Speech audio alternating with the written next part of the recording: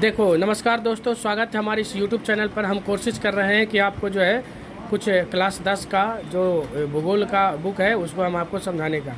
पहला नंबर में देखिएगा कि संसाधन एवं उपयोग। संसाधन किसे कहते हैं? तो जब कोई मनुष्य जो होता है जो कोई भी चीज़ का इस्तेमाल अगर वो करता है, उससे उस इनकम स्रोत कर देता है, अपने फ़ायदे के लिए इस्तेमाल करता है, तब उसको हम संसाधन कह सकते हैं, मोटे तौर पर कह सकते हैं। ठीक है, जैसे में आप देखिएगा यहाँ पर देखिए लिखल है, आप देखिएगा कि मानवीय जीवन निर्वाह के तौर तरीके संस्कृति संसाधन की स्थिति को प्राप्त करते हैं। यहाँ पर आप देखिएगा संसाधन का अर्थ बहुत ही व्यापक है। यहाँ प्रसिद्ध भूगोलविद जो थे जिसका नाम जिस्मर मैन है, देखिए यहाँ पर देखिएगा जो प्रसिद्ध भूगोल मैन है जिनका नाम जिस्मर मैन है, इनका एक स्टेटमेंट है, इन पर ध्यान दीजिएगा। इनका संसाधन होते नहीं बल्कि बनते हैं। अगर आप इसको ध्यान दीजिएगा तो संसाधन होते नहीं, क्या होते हैं? बनते हैं, यानी बनाया जा सकता है संसाधन। मान लिया कि कोई भी ऐसा पदार्थ है जो रखा हुआ जिसका कोई इस्तेमाल नहीं है, तो नहीं है तो इसका मतलब वो संसाधन नहीं, लेकिन उसका इस्तेमाल अगर हम अपने फ़ायदे के लिए उससे कुछ हक के लिए मैंने कुछ इस्तेमाल करके उससे इनकम जनरेट कर सकते हैं और हम संतुष्ट हैं कि जो कर रहे हैं वो सही है ना, तब उसको हम कह सकते हैं कि वो संसाधन है।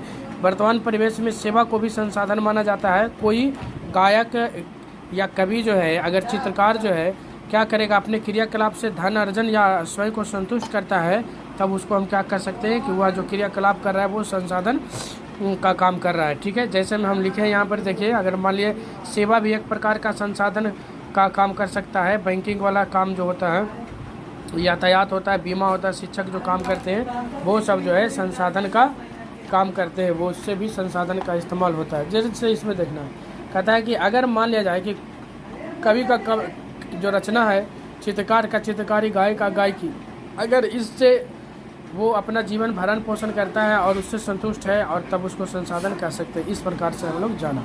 आगे देखिए, यहाँ पर देखना है कि संसाधनों का वर्गीकरण हम किस हिसाब से कर सकते हैं। तो संसाधनों का वर्गीकरण जो है कई प्रकार से कर सकते हैं। ज़रा हम आपको ऐसे करते हैं तब हमको समझ में ज़्यादा आएगा। यहाँ से देखिएगा कि जो संसाधन का वर्गीकरण हमने देखा, संसाधन के वर्गीकरण जो है निम्नलिखित आधार पर कर सकते हैं। ठीक है, उत्पत्ति के आधार पर जैव में और अजैव में, उत्पत्ति में, जैव में और अजैव में, और उपयोगिता के आधार पर हम किसी चीज़ का इस्तेमाल कैसे करते हैं, क्या करते हैं, है ना, उसके आधार पर देखें तो नवीकरणीय और दूसरा अनवीकरणीय। तो क्वेश्चन पूछेगा उत्पत्ति के आधार पर संसाधन कितने प्रकार के, तो 2 प्रकार के, जैव और अजैव। उपयोगिता के आधार पर कितने प्रकार के, 2 प्रकार के, नवीकरणीय और अनवीकरणीय। स्वामित्व माने मालिकाना हक, यानी किसका है, उसके आधार पर देखें तो व्यक्ति, है ना, सामुदायिक, राष्ट्रीय और अंतर्राष्ट्रीय, ये प्रकार के होते हैं। और एक और होता है, यहाँ पर देखेंगे तो आप देख सकते हैं यहाँ पर ही वह विकास की स्थिति के आधार पर, डेवलपमेंट के आधार पर देखें तो एक संभाव्य होता है, विकसित, भंडार और संचित, ये इसके प्रकार हो गए। एक ग्राफ दिया है, सरकारी बुक है ये आपका, SCERT का बुक है, इसी से प्रश्न आएंगे। तो इसमें से आप देखिए संसाधन को हम 2 प्रकार में बांट रहे हैं। पहला में क्या बांट रहे हैं, प्राकृतिक में, और दूसरा में यहाँ पर बांटा गया है मानवीय में। तो प्राकृतिक संसाधन को नवीकरणीय और दूसरा अनवीकरणीय। नवीकरणीय माने जिसका इस्तेमाल हम दोबारा कर सकते हैं, अनवीकरणीय माने नहीं, इसका दोबारा इस्तेमाल नहीं करेंगे, एक बार यूज करेंगे खत्म हो जाएगा। ठीक है, दूसरा में हो गया संरचना एवं संस्थाएं, इधर इसका भाग हो गया मात्रा एवं गुणवत्ता। यहाँ पर देखिएगा सतत प्रवाह, किसको, नवीकरणीय को बांटा गया, सतत प्रवाह अथवा प्रवाह, जैसे पवन, जल, ये सब क्या होता है, हमेशा प्रवाहित होते रहते हैं। जैव में 2 गो है, प्राकृतिक और दूसरा प्राकृतिक वनस्पति मैंने पेड़ पौधे, और दूसरा को वन में रहने वाले जीव, ये हो गया। अब इधर आप देखिएगा इसको अनवीकरणीय, जिसको हम नहीं दोबारा जो कि यूज कर सकते हैं, उसमें देखिए पुनः चक्रीय, जैसे धातु, हम इसको क्या करेंगे, यूज करेंगे। लोहा है जिसका इस्तेमाल कर रहे हैं, दरवाज़ा खिड़की बनाए हैं, उसके बाद जंग लग गया, ख़राब हो गया, कमज़ोर हो गया, अब इसका यूज़ नहीं कर सकते हैं, तो इसको फिर से पुनः चक्रण करके दोबारा हम इसका इस्तेमाल कर सकते हैं। अब अचक्रीय, जैसे जीवाश्म ईंधन, ये सब खत्म होगा, एक बार यूज करेंगे पेट्रोल, डीजल, ये सब का, तो फिर खत्म हो जाएगा, इस प्रकार से। तो उत्पत्ति के आधार पर आप देख सकते हैं, उत्पत्ति के आधार पर संसाधन 2 प्रकार के, अभी हम लोग पढ़े। जैव, ऐसे संसाधन की प्राप्ति, है ना, जैव मंडल से होती है जिसमें सजीव जो होता है के सभी लक्षण मौजूद होते हैं, जैसे मनुष्य, वनस्पति, मत्स्य, पशुधन एवं अन्य प्राणी समुदाय, ये सब जैव संसाधन होते हैं। दूसरा अजैव, माने नहीं, जिसमें जीवन नहीं है, निर्जीव वस्तुओं के समूह को हम अजैव संसाधन कहते हैं, जैसे में चट्टान हो गया, धातु, खनिज, ये सब। अब आप इसमें देखिएगा, आगे में देखिए उपयोगिता के आधार पर, अगर आप देखिएगा उपयोगिता के आधार पर संसाधन के 2 वर्ग होते हैं। पहला में नवीकरणीय संसाधन, वैसे संसाधन जिसे भौतिक, रासायनिक, है ना, यांत्रिक प्रक्रिया द्वारा नवीकृत एवं या पुनः प्राप्त कर सकते हैं, इसको हम ऐसे कर सकते हैं, जैसे सौर ऊर्जा। तो यहाँ पर देखिएगा क्या हो गया कि सौर ऊर्जा, पवन हो गया, जल ऊर्जा, जल, विद्युत हो गया, वनस्पति, ये सब जो है सतत प्रवाह एवं जैव संसाधन के उदाहरण के अंतर्गत आते हैं। अनवीकरणीय माने जिसको हम दोबारा पुनः यूज नहीं कर सकते। यानी एक बार फिर से पढ़ के दिखाते हैं। कहता है कि ऐसे संसाधन का उपयोग, जो ऐसे संसाधन का विकास लंबी अवधि में प्रक्रिया द्वारा किया जाता है, चाहे एक कोशिश जटिल प्रक्रिया द्वारा होता है। इस प्रक्रिया को पुनः कंप्लीट करने में बहुत सारा समय लगते हैं, लाखों वर्ष लग जाते हैं। कुछ ऐसे भी संसाधन होते हैं जो पुनः चक्रीय नहीं होते, एक बार प्रयोग करने के साथ वे समाप्त हो जाए, जैसे जीवाश्म ईंधन। ये अनवीकरणीय है, जिसको हम इस्तेमाल नहीं कर सकते हैं दोबारा।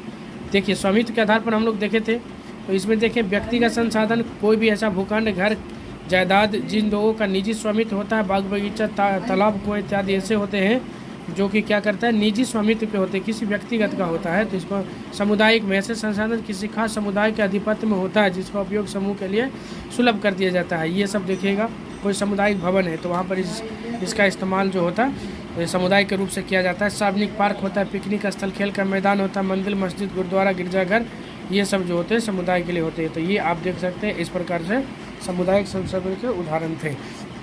आगे देखिएगा, इधर साइड में आप देख सकते हैं राष्ट्रीय संसाधन। राष्ट्रीय संसाधन में आप देख सकते हैं कि ऐसे कानूनी हिसाब से देखें तो देश के सभी जो है राष्ट्र का जितने भी संसाधन उसके बाउंड्री के अंदर में आता है, राष्ट्रीय संसाधन हो सकता है ना। देश की सरकार को ऐसा वैधानिक है कि नियम है कि वे व्यक्तिगत संसाधन का अधिग्रहण करके आम जनता के लिए क्या हित में रख सकता है, इसको खोल सकता है। और समुद्र के में देखते हैं 200 किलोमीटर दूर तक जो है ये राष्ट्रीय संसाधन के अंतर्गत आता है, 200 किलोमीटर दूर तक होता है ये स्थिति।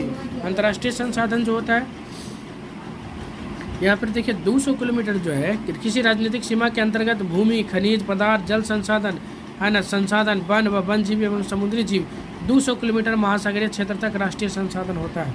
यहाँ से देखिए महासागरीय तक जो होता है राष्ट्रीय, यही बात को यहाँ पर दोहराने का काम करेंगे। आप देखिएगा यहाँ पर कि अंतर्राष्ट्रीय संसाधन, ऐसे संसाधनों का नियंत्रण अंतर्राष्ट्रीय संस्था करती है। तटरेखा से 200 किलोमीटर की दूरी छोड़कर है ना, खुले महासागरीय संसाधनों पर किसी देश का अधिपत्य नहीं होता।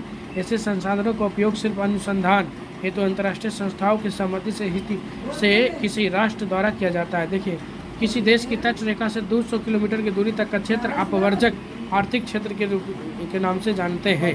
तो ये स्थिति हो गया, मतलब अंतर्राष्ट्रीय संसाधन मतलब किसी देश के जो बाउंड्री है वहाँ से 200 किलोमीटर तक अगर देखें समुद्र में तो वो राष्ट्रीय का होता है, और उसके बाद छोड़ दीजिए तो बाकी जो बच गया उस पर जो है किसी भी देश का अधिकार नहीं होता। अंतर्राष्ट्रीय संस्थाओं की सहमति से ऐसा उसमें रिसर्च वगैरह कर सकते हैं, उसको अंतर्राष्ट्रीय संस्थान कहते हैं। देखिए अगला में कहता है विकास के स्तर पर भी संसाधन को 4 भागों में बांटा गया है, जिसमें संभावित संसाधन कहलाता है।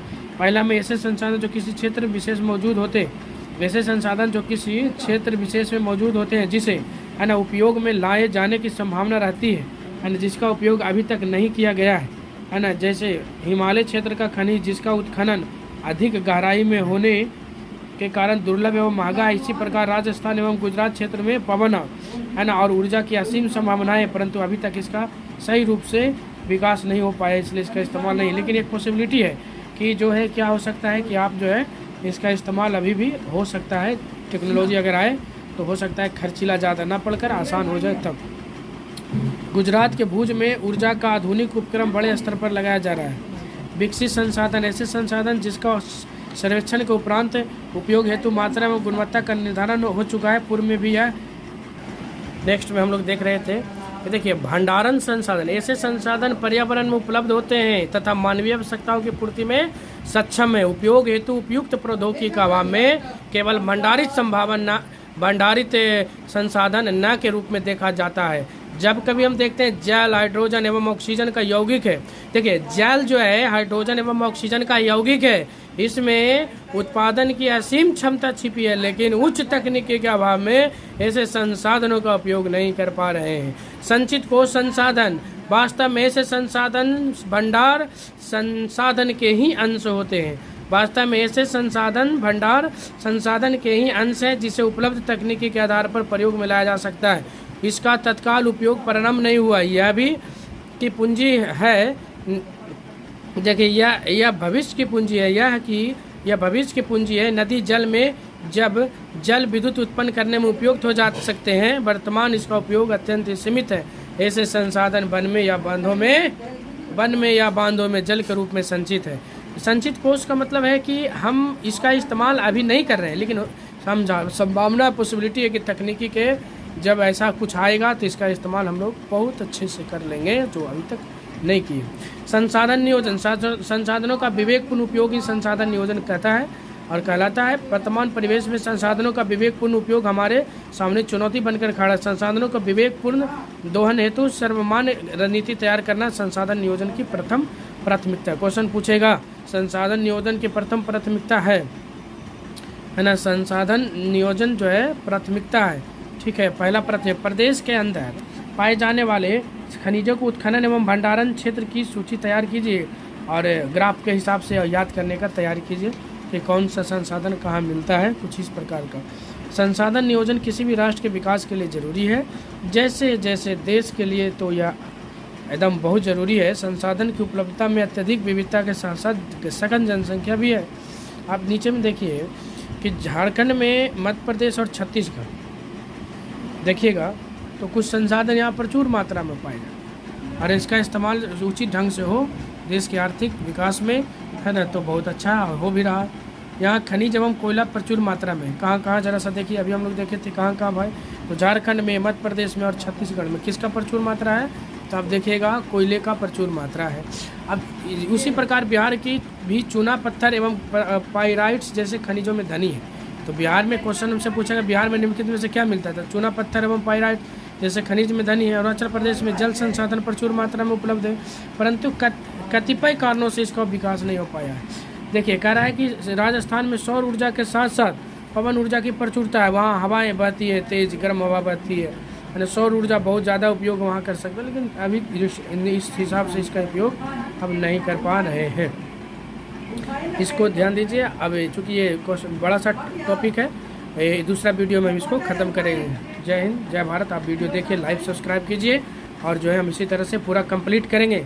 धन्यवाद।